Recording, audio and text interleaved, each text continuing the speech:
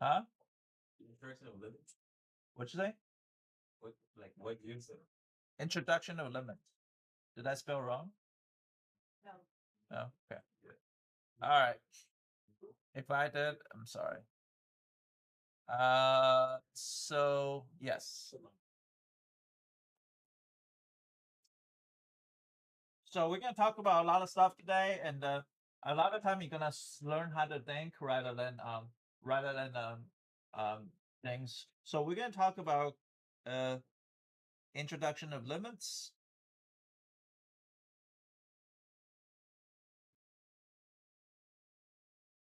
Introduction of limits. Let me make it bigger. But before limits, we're gonna talk about calculus approach. Before we talk about limits, so let's talk about calculus. And you should look at all the calculus problem in the same way. And this is the calculus approach. The first perspective is called numerical approach. And we're going to do that today. We're going to do that today. Second, you should look at the question if you can solve the problem algebraically.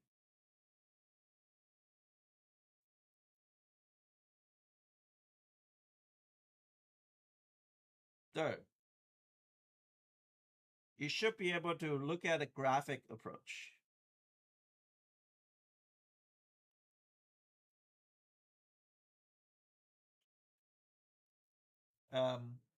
Fourth, analytical.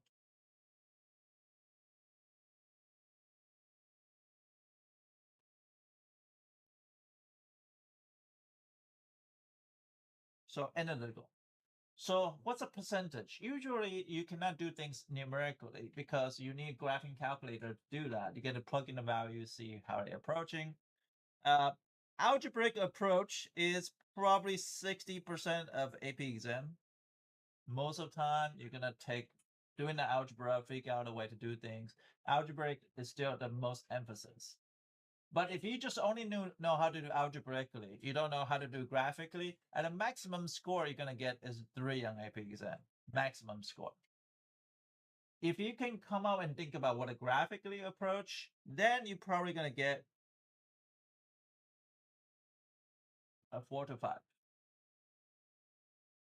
Last thing is analytical is 10%. But if you can reach here, then you probably more likely you're gonna get a 5. The problem is only probably between 30 to 40% of students can reach that level. And that's usually require a little bit more. Okay, require a little bit more of things. So you can think about analytically, think about the ideas. So you should approach our problem with this 4 approach. If you cannot solve it algebraically, you should think about graphically. If you cannot think about graphically, think about analytically. Those are things that you should process going through. Now, numerically, it's probably only going to happen today because we're going to start with things numerically. Now, that's the introduction limits. Let's start with knowing which graph is this. So let's start with the f of x equal to x squared minus 1 over x plus 1. Okay. So does anybody know what this graph look like? At least tell me your hypothesis. Tell me what this graph look like.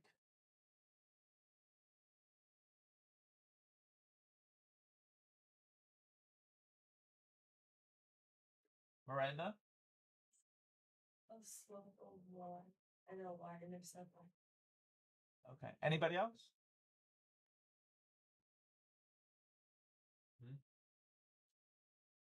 Winston? Straight line with a hole in it. Okay. Emily? Okay. Possibly. I don't know.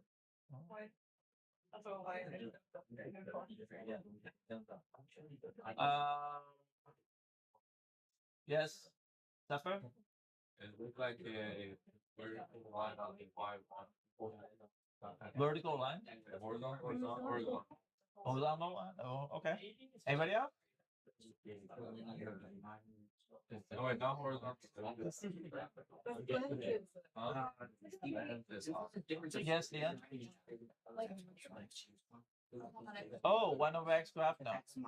That's for sure no, but that's good. Most of you guys are talking, which is good. But you should start your own thinking. What the graph look like? A lot of pre-calc teacher, like most of my students actually got it. It's that separate says horizontal line. It's not Like this, bro. you go like this, horizontal line. This is separate. Separate's gonna be like this. This is a horizontal line. No, like, bruh. I'm gonna go back to the whole. Because when you have one like that. I like bowling separate. Somebody else. Okay. Anyway, so if you were taught in the correct way, you should know that this graph is a diagonal line at y-intercept of 1 and has a hole on it. The reason being is if you graph this, let's just show you the graph, right? So it's x squared minus 1 parenthesis over x minus 1, right? It's actually show you it's a straight line. And not only that they are straight line, they are actually has a special thing in this line. Just like Winston saying, if this line, if I just click on it, if you drag it to where the 1 is, then you see this hole, right? You see this line with the holes on it, and that's good.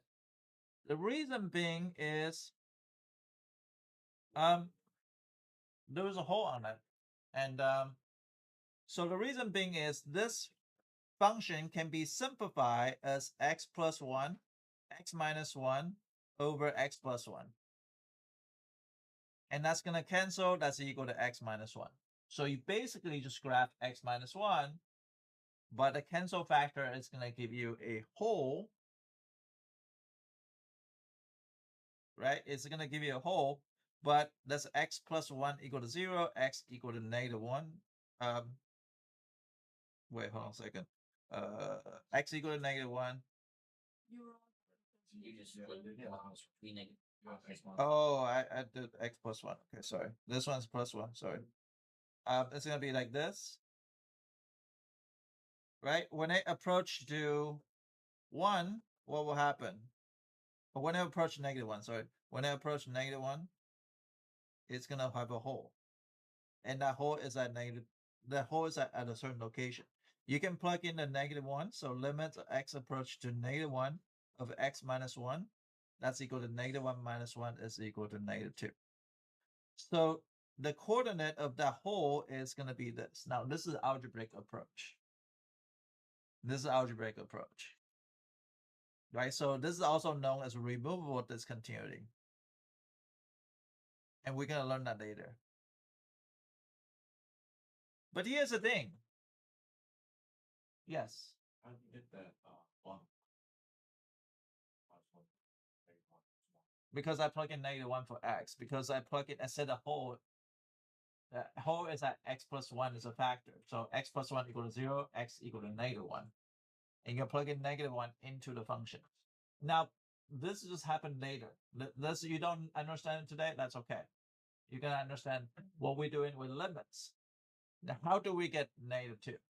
So imagine like, okay, so I need so in the past, when your teacher teach you about limits, what do they tell you? Like, what do you think the idea of limit is? Can you tell me like a good like definition that you think is? Can somebody tell me what limit is? Yes, Jacob. The value at which it approaches a certain number. Actually, that sounds very wise. You're missing a one small key part though. Small key part, yes. It never actually touches it, right? That's true too, but that's not a key part I'm talking about. Okay, imagine like me and Samuel. Samuel will stand up. Right, over here. Yeah, okay. So go back up a little bit. Okay. All right. So imagine that there is a black hole is between this tile, like right here, right here, right this point, and then we say, hey, we want to find out this location of this black hole.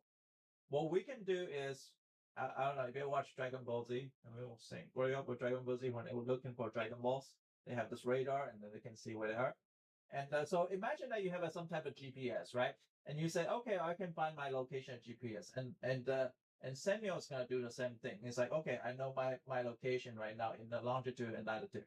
And then, so what we can do is approach this black hole. We're trying to find the location of this black hole, but it's not smart to stand on top of a black hole because you'll die in like 16 different ways, which is one of the ways you become a spaghetti.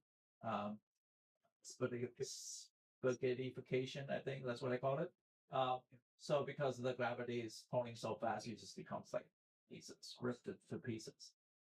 So Samuel's like, no, I'm not gonna die that. I still have a girlfriend, and I need to, deal with my girlfriend.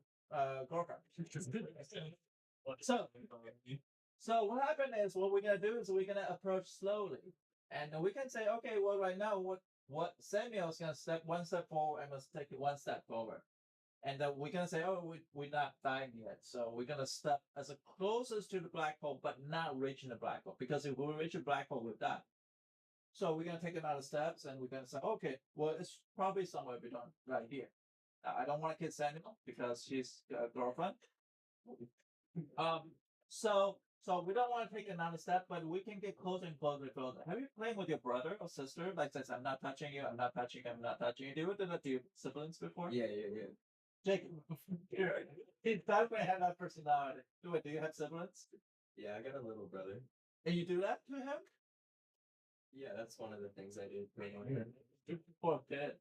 Okay, so do you see the idea is we approaching from both sides, and we try to find out as close as we can to numerically approach that that GPS. But thank you so much for your volunteer.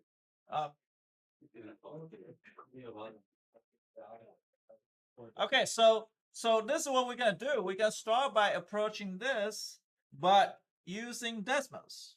So we got x squared plus 1. So what you can do on today's homework is understand the number, how this number approach. You can click on this wheel, and this wheel is going to give you a table. So you should try that on your Desmos right now. And that wheel on the table is really help you on SAT as well, because you can define as a function and you can evaluate any x value. Just type in here, just say, hey, I want to evaluate at 1.7, and they will tell you the value is 0.7. So you don't have to do evaluation when you take an SAT. You can just type in a function and click that wheel and click the table, and they'll come up to you with the certain things. And this is very useful on SAT when you're taking an SAT. Okay? Now, what we're going to do is approaching which value we are interested in. We're approaching -1. Why -1? -1's cause denominator equal to 0 and also numerator equal to 0. So when you have that 0 over 0, so if I plug in -1, what will happen? So if I plug in -1, I'm going to get -1 squared minus 1 over -1 plus 1. And that's equal to 0 over 0. So 0 over 0 is not undefined. A lot of times people think it's undefined. In calculus, we're going to call it indeterminate. Indeterminate. It's not undefined. It's called indeterminate. It's not determinate yet. It's not determinate yet. But it's up to you to go to determine what a value is. Now, a lot of time it's 0 over 0. So now how are we going to approach it? We're going to approach -1. So what's the left side of -1? So let's just say if -1.1 and -1.01 and -1.001. Do you see that value is approaching certain things? Do you see that? And then you can approach like -0.999, right? -0.999, -0.99, and -0.9. And they're all approaching a certain value. It's going toward the output of 2. Do you see that? And you can see that in this graph. This is the value I'm getting closer, getting closer, getting closer. That's me and Samuel. Take a step forward, take a step forward. But Samuel says, I don't want to die. I don't want to step on a black hole. And I say, I don't want to die too. Right? So I don't want it to stand on that top black hole. We just can stand closer, closer. But limit approaching has to be both sides in majority of the cases. So we're going to say you are limit approaching. Right? We are approaching the limits. It's both sides.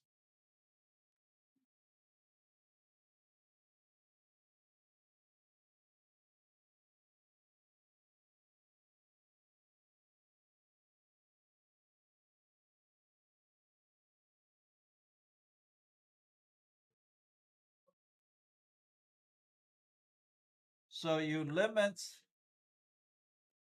approach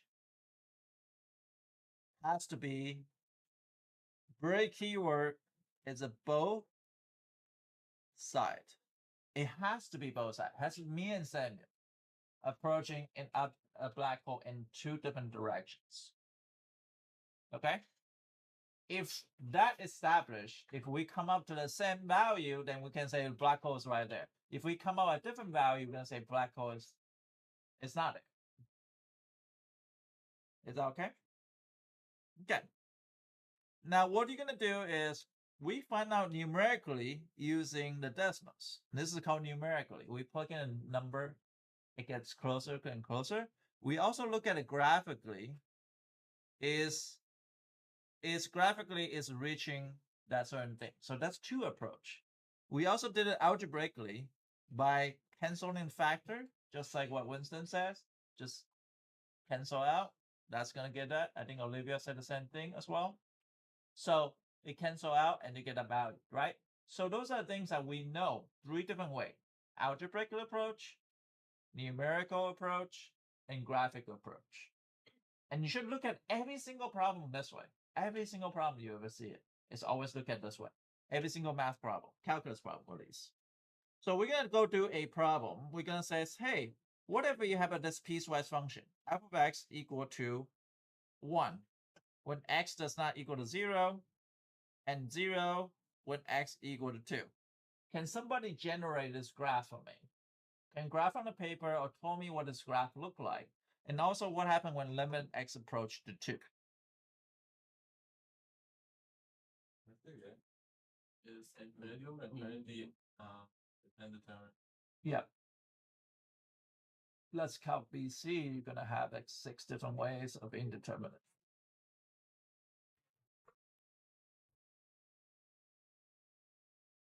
Winston, shut the hell up. You know how to do it. No, I'm good. Like, damn. You'll be finding Calc BC. I know, but I don't have to. You're good at math.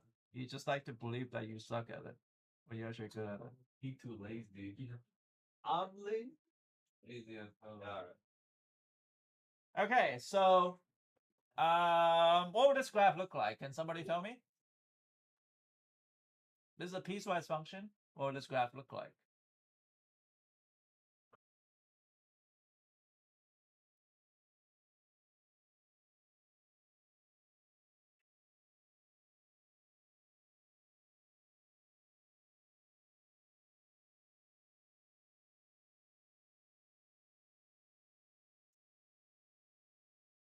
No one can tell me what a graph look like?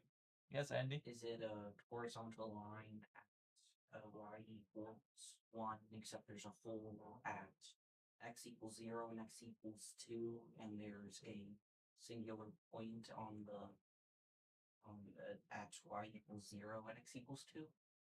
Yep. Oh yeah, Andy. So what he's saying is this. Think about y equal to 1 is always 1. So we're going to say this is a 1 all the way to value of 2. And that's going to be open circle. And that satisfies the first condition because x cannot equal to, oh, sorry, x cannot equal to, I'm sorry, this one should be 2. This one should be 2. Sorry about that. Sorry about that. That should be that way. And at 2 is equal to 0, so you're gonna fill up the hole right here. Okay, so that makes more sense. Now, what happened in limit as x approach to 2 of f of x? And we know that f of x is this one. So what happened when x approach to 2? Is equal to what?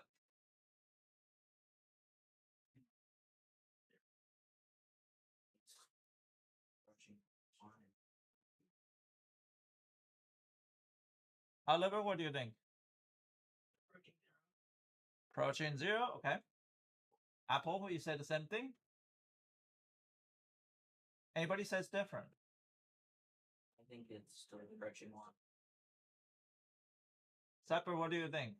0. Oh, you're gonna fail today's test. No, With Andy. no, it is 0.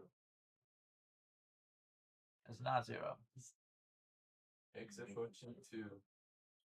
Look, if you're approaching 2, you go in this way. And you go in this way. Oh, So it's still equal to 1 because it reached both ends. We determined that black hole's over there. The other black dot is kind of like, it's just there. But it's not what we try to approach. We try to approach it to at 2 that we're going to get an output of 1.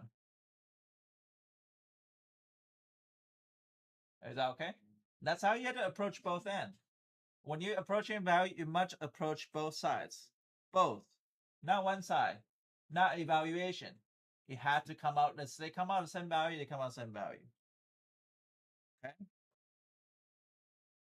How about this one? There's a limit x approaches 0 of x over square root of x plus 1 minus 1. You're going to use the decimals to approach 0 gradually. So you're going to use decimals right now. Use your phone or use a computer to approach decimal at 0. And can you tell me what the output is going to become? Today's your homework. You know how to use decimals. It's really easy homework, by the way.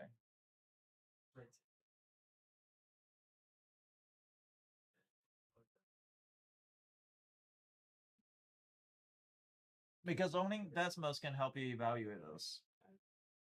What is the equals?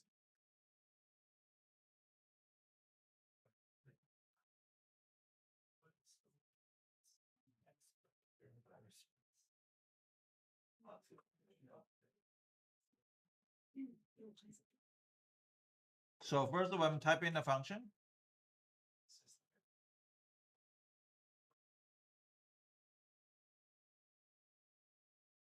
Hopefully I can minus 1, right? Is that right? And I'm going to click on the wheel. I'm going to click on the table. So we're interested about, obviously, 0. Negative 2 is undefined is because you cannot square root of negative values. And that's why it's not negative defined, but we care about 0. So what do we care about 0? How do we do it? We're going to approach 0, negative 0.1, negative 0.01, negative 0.001. It's going to get to our value. Or 0.001, 0.01, and 0.1. Do you see that I'm approaching something? I'm approaching what? The output of 2. And that's how you approach numerically. You had to plug in a calculator to let calculator do all the work. Because you cannot do it by using your own calculation, because your own calculation without calculator is not going to work. Today's homework is going to have to, you start with a numerical approach. So that we know that's even equal to 2 because this. Are we okay here? Okay. We're going to talk about 3 situations. Limit does not exist. Yep. On the left problem, what using numbers I got closer and closer to Closer to 0. Yeah. As x approaching 0, y is approaching what? Yes. Yes, Miranda. I was the only one who was like so big and big. No, you're just approaching the zero, but it's from the left side and the right side.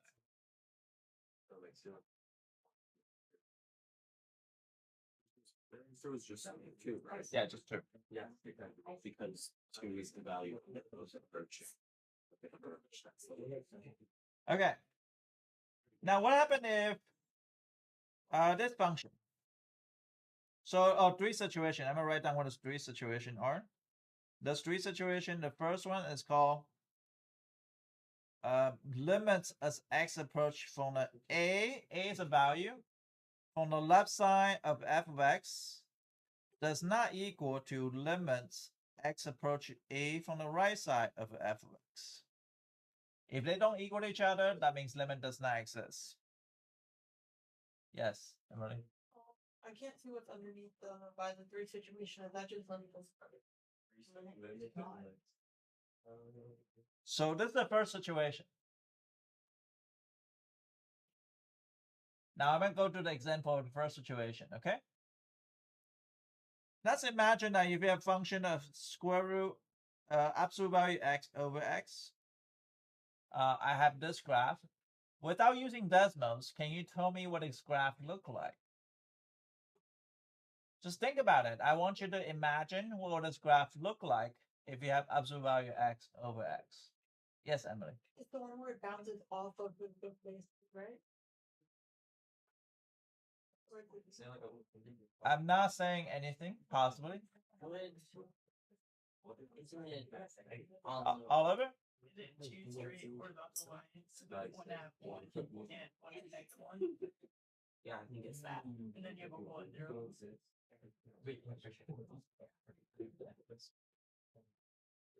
Anybody else?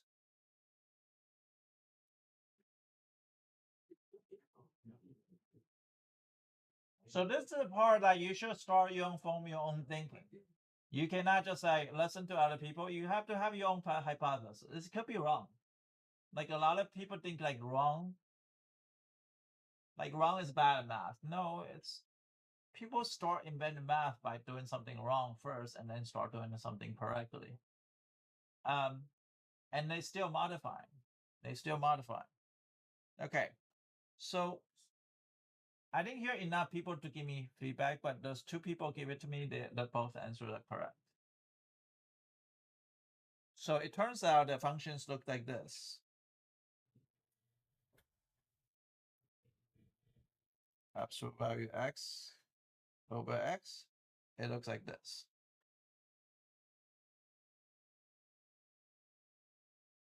Now, this is something that you never learned in pre-calc,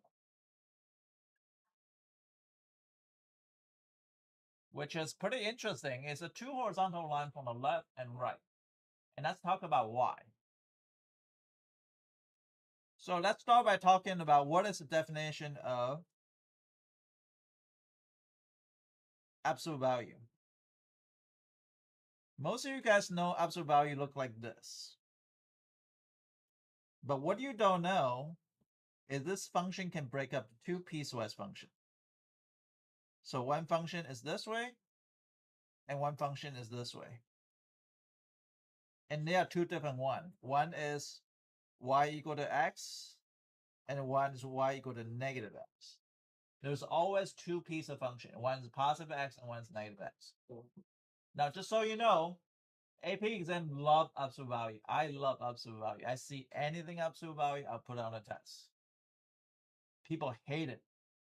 I like it because it's very good thinking. So starting to understand that there is an absolute value of functions here. There are two piecewise functions. One is y equal to x, one is y equal to negative x. It's always opposite. Now, by knowing this, you're going to help out, says, well, this means this piecewise function for the absolute value is equal to f of x when x greater than equal to 0. And negative x when x is less than 0. And I'll color code this for you so that way you see it. This is the x, and this is the negative x, which is the black. Okay. And I put a comma there so knowing which function is. Now, due to this, you can insert to here. And you can write that in piecewise function as well. So then you can say f of x is equal to ax over x when x is greater than 0. Or a negative x over x when x is less than 0. You can simplify that. You can say, okay, that's equal to piecewise function 1 and negative 1 when x is greater than 0, x less than 0. So I write that in terms of piecewise function using definition absolute value. Once I did that, I can say, well, limits as x approach to 0 of absolute value x over x is equal to what? Can somebody tell me? No? No limit. I won't say no limit. I would say limit does not exist. Because if you look at it, if you look at a graph, right, graphically, you can say, okay, well, if I'm approaching this way and this way, then my expression is 0. It does not equal each other. One's equal to positive 1, one's equal to negative 1. They're not matching. So if they're not matching, it does not equal to, does not exist. So this is the first case.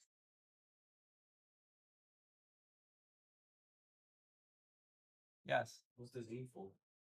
What? What's the Z for? Then E or Z? C and E does not exist. That means does not exist. That looks like a Z. I'm sorry, that's an E. Okay. How much time I have? 10 minutes. Good, not enough time. Okay, let's talk about second situation, unbound behavior. Unbound behavior, let's start with some easy one. Do you guys know what the f of x equal to 1 over x graph look like? What's 1 over x graph look like? Good job, Winston. Good job, Andy. No. What? Yep. Good job, Liam.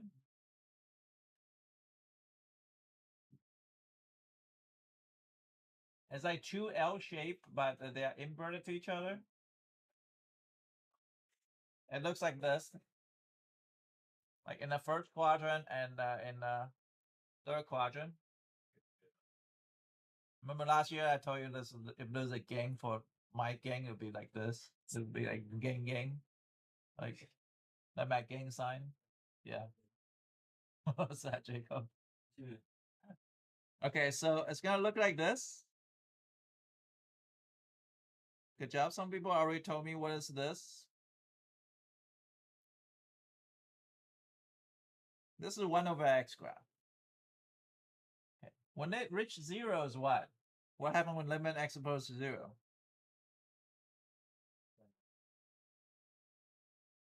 LB does not exist.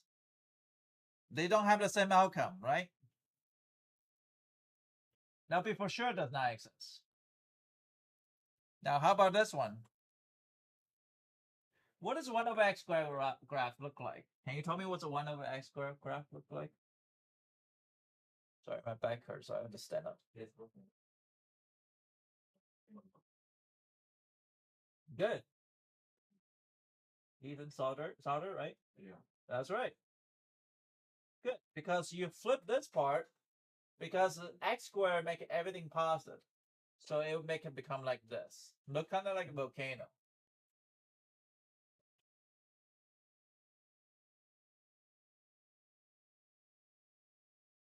Look kind of like volcano. It looks like this.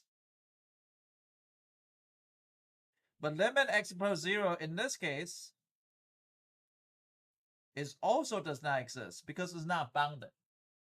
Now, some people do debate with this. Some mathematicians just say this, or infinity, because they both reach past infinity.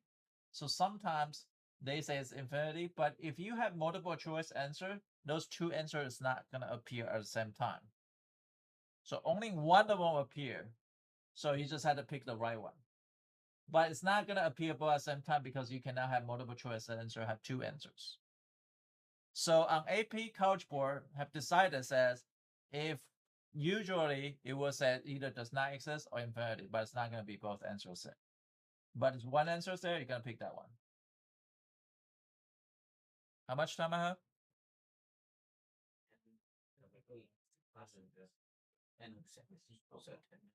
Oh, I have 10 minutes. Okay, let's recap everything. Limit does not exist in this situation, which is the absolute value x over x. Now, I'm going to tell you that a little bit on this one. I'm going to add something here. So let's add something here. Now, if you have absolute value x minus 3, this is just an absolute value shifting to the right. Like this. And this part is going to be x minus 3. And this part is going to be what? This is opposite. It's negative parenthesis x minus 3. Okay. So this is kind of important. So this is how you translate something with absolute value. It might help you somewhere down the road, especially on the test. So make sure you know this. The last thing you want to know is called oscillating.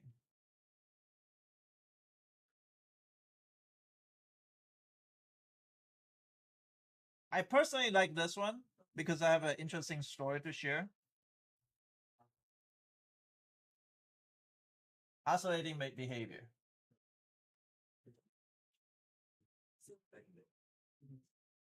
Oscillating behavior is really interesting.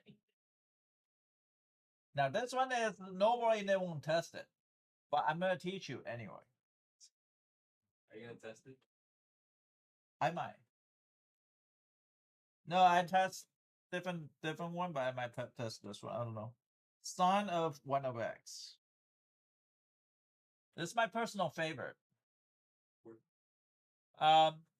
This one is never test on AP exam, but I think it's really, really important.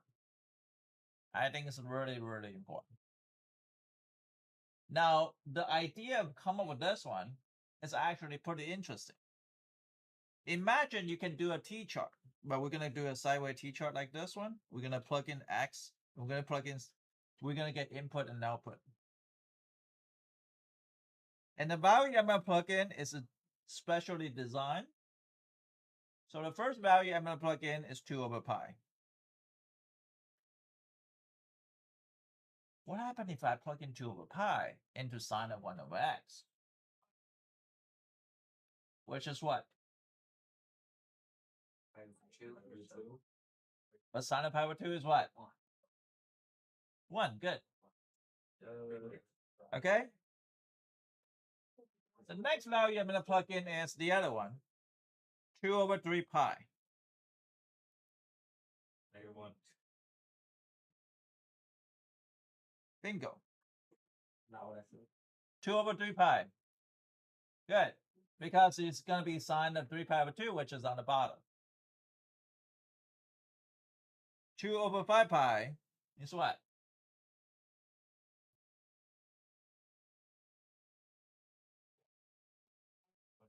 Is what? That's just a small thing.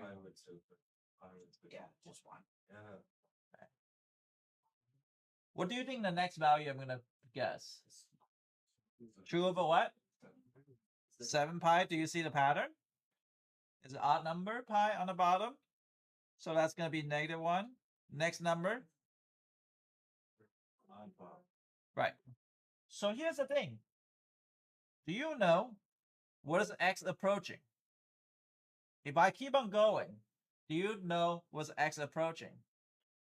X approaching what? X approaching what? lemon does x yeah, but what's the x approaching? We only focus on x. As 2 on the top stay the same, the bottom is keep on increasing bigger and bigger. What is that x value approaching?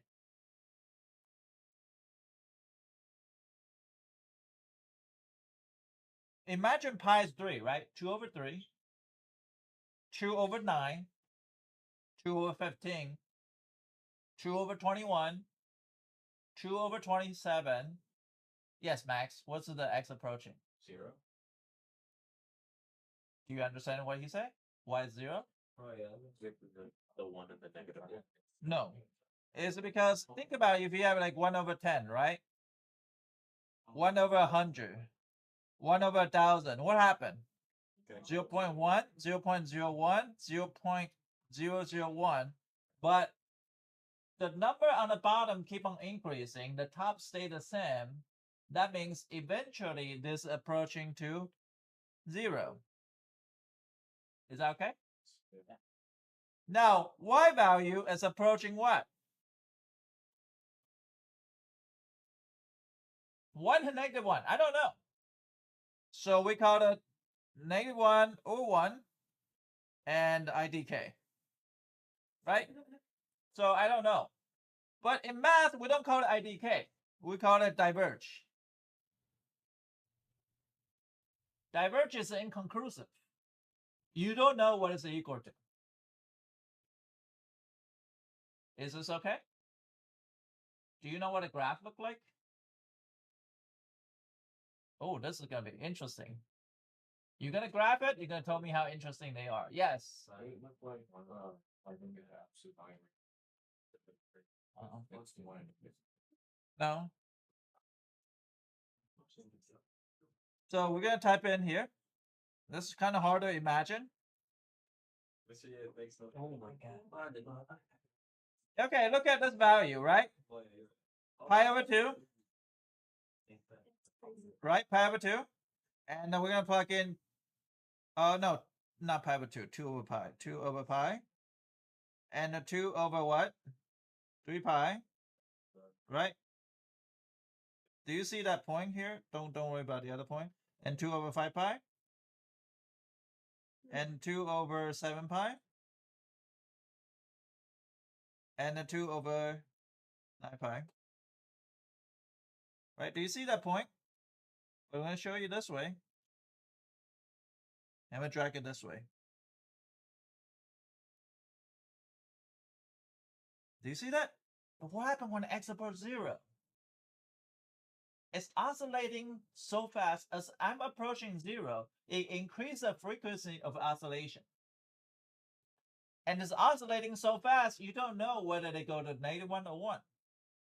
I have a funny story to share. My mom used to beat me. And this is how she beat me. I'll talk back to her and I'll say something stupid. And she will slap across my face. It's like a tennis. It's like a good forehand slap, right? So she gave me a good forehand slap and I look away. And then she starts saying, I'm talking to you. Why are you not looking at me? Because I was looking down because she slapped across my face. I was looking down and she slapped a backhand, right? A strong backhand. And then I look at her and she's like, why you stare at me when I'm talking to you? And she gave me a forehand again. And it was endless. Imagine that she has superpower. Imagine she can go infinite speed and increase the frequencies. Right? And she goes like bang, bang, bang, bang, bang. Left, right, left, right, left, right. Backhand, forehand, backhand, forehand, backhand, forehand. All of a sudden, like, and she's going speed of light. And imagine that I say, stop. I say, did she get you on the left hand, or the forehand, or the backhand? Just like this last hit. You won't be able to tell because your head is completely lost. Okay, and this is what happened here, and that's why it does not exist.